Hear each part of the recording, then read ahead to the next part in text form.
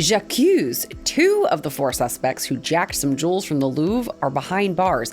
One of them nabbed as he was trying to flee the country. I'll have les details. Plus, we're 2 weeks out from consequential elections in New York, New Jersey, and Virginia. What do these races mean for the rest of the country? A lot, actually. And do you like your handgun original or Cool Ranch flavored? A Baltimore teen got a huge scare and a pair of handcuffs after his bag of Doritos was mistaken for a weapon.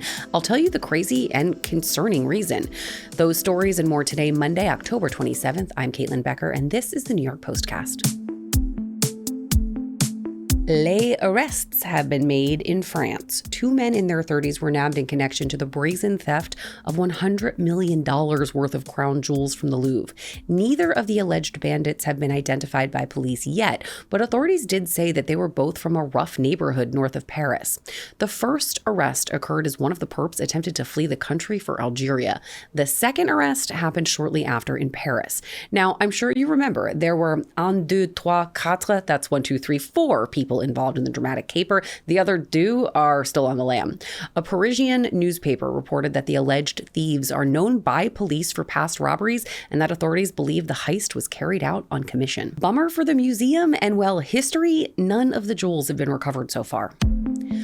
Could America possibly see a President Newsom in their future? It's been highly speculated that California Governor Gavin Newsom has his eye on the Oval, mostly because of his really unsubtle behavior toward that end.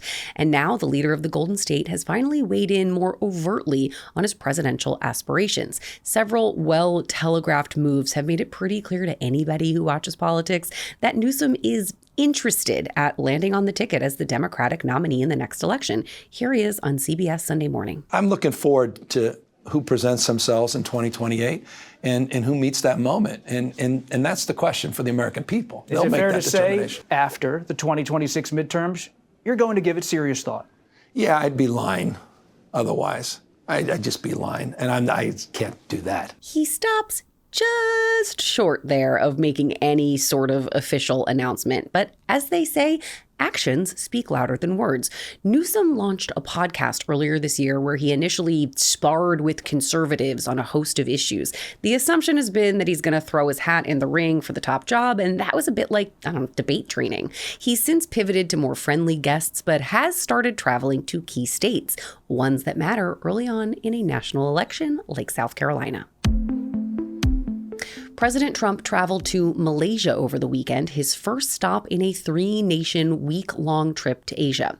The most anticipated meeting of this trip will no doubt be between President Trump and Chinese leader Xi Jinping. Treasury Secretary Scott Bessent was on Face the Nation Sunday and said that one key part of that meeting will be finalizing the much-talked-about TikTok deal. We'd reached one in Madrid, and I believe that as of today, all the details are ironed out. And that will be for the 2 leaders to consummate that transaction on Thursday in Korea. Yeah, not sure if I'd have opted for that particular verb, but there you have it. Now, also on the list, the president is expected to discuss illegal narcotics that make their way from China to the U.S. as part of a broader discussion on tariffs and trade. Among the other leaders scheduled to meet with President Trump, Japan's new prime minister, and the president has said that he's also open to meeting with North Korea's leader, Kim Jong-un, while he's there in the region. We're in the home stretch for the 2025 election season. Election Day is a smidge more than 2 weeks away. Now, it's an off year, so much of the country doesn't have headline-grabbing decisions to make in the voting booth, and so the political world is closely watching New York, New Jersey, and Virginia. In New York, there's the much-talked-about mayoral race, which, as it stands right now, is really Zohran Mamdani's race to lose. The Democratic Socialist, or Communist, if you ask President Trump, has a lead of anywhere from 13 to 24%. Depending upon which poll you read. Meanwhile, in New Jersey, there's the heated governor's race between Democrat Mikey Sherrill and Republican Jack Ciattarelli. Sherrill's lead is down considerably, but she's leading most polls by slightly more than the margin of error. Then in Virginia, Democrat Abigail Spanberger is still leading over Republican Winsome Earl Sears, despite huge Republican efforts to try to tie her to the very controversial candidate for state attorney general, Jay Jones. Now that I have laid out the field for you, I want to bring in the Post political reporter Ryan King, because you might not live in any of these places, but the outcome of the elections there may have repercussions everywhere, including where you live. So Ryan, let's start super broad. These three races, how much do they matter nationally? I mean, can we look at them as a kind of crystal ball as we look ahead to next year's midterms?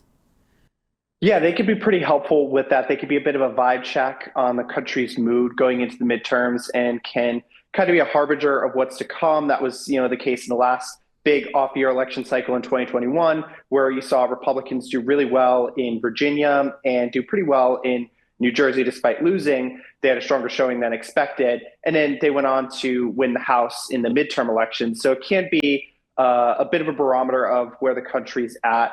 I think what's also important about this off-year election cycle is the New York mayoral race, because Republicans seem to think that if Zohran Mamdani wins, as he seems like he's likely to, that will go he'll be a really useful boogeyman for them in the midterm elections. So that could be pretty important there. Now, when we think election, we think of government, and I can't help but bring up the fact that the government's still shut down. You can't, not notice that. Will the results of these elections have any impact on that government shutdown, or maybe even the blame game that's happening on both sides? It's hard to say. I mean, right now, I think it would be more of a minimal impact. The government shutdown could have a little bit of an effect on the election results, particularly in Virginia. There's a lot of federal government workers there. But what we've been seeing from the early returns is that voter turnout looks like it's going to be surprisingly low compared to past election cycles. So we'll see. I mean, the thing is, there hasn't really been much that's moved either side so far during the government shutdown. But I guess we'll find out after the elections. Now, you just touched on this briefly, but I want to zoom in a bit more on Zohran Mamdani and that New York City mayor's race. You mentioned that if he gets into office, it could really impact things come the midterms. But would there be a broader impact for a Mamdani victory on the Democratic Party? I mean, he was stumping recently with some big names in the party.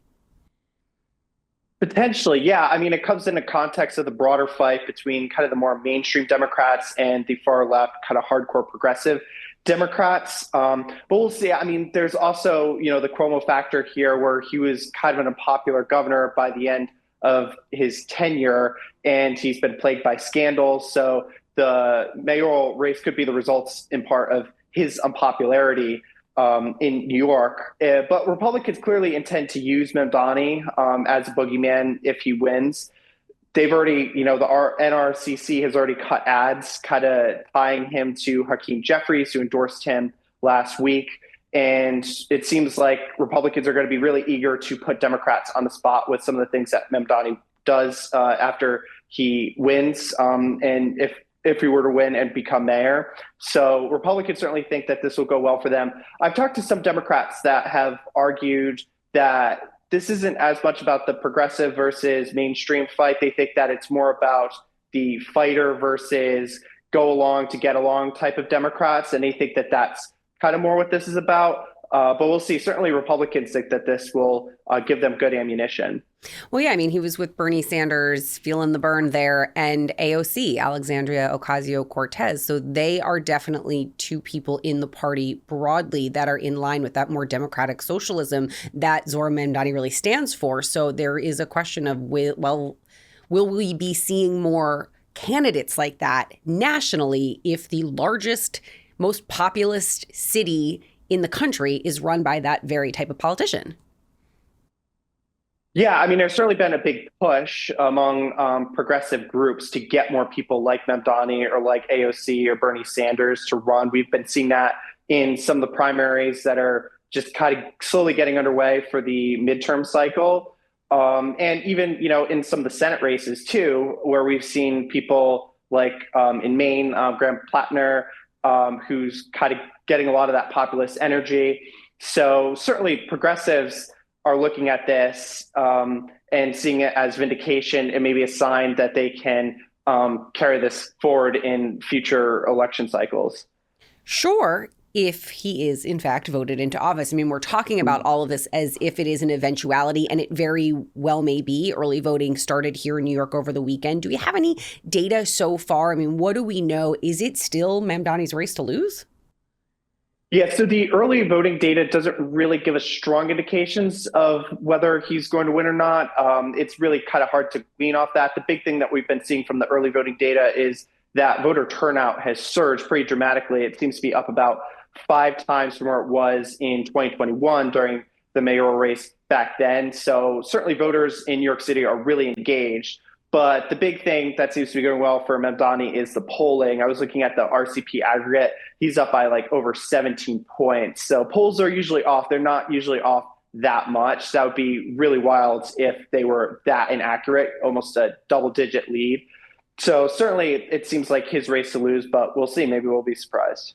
There is nothing that any of us hates more in politics than having to wait until election day to get results. We just want to be able to predict it ahead of time and know what's going to be coming, but we're going to have to wait and see. Thanks so much for joining us. Thank you. Thanks. Can you tell the difference between a Glock and a bag of chips? Probably, because even if you've never seen a Glock, you know that a gun is not a snack. Do I sound like I've lost my mind? Yes, but there's a reason why I'm asking all this. A Baltimore high school football player was snacking on a bag of Doritos after practice when his school's AI-driven security cameras flagged the junk food as a gun. 16-year-old Takai Allen was then swarmed by scores of cops with their guns, real ones, drawn. They cuffed the frightened teen, patted him down, and then even searched his football buddies too. Then they took a closer look at the footage on their phone and found the weapon that Allen was packing, an empty bag of chips that was in the trash can. So basically the cameras around the system, they pick up on things that look like guns. Bring him over here. I guess just the way you guys were eating chips, Doritos or whatever, it picked it up as a gun. That's all. AI is not the best. Well, that we can agree on. Now, Allen told the local news that the whole thing made him feel uneasy at school. Yeah. And now he actually waits inside the building and out of the view of those AI cameras.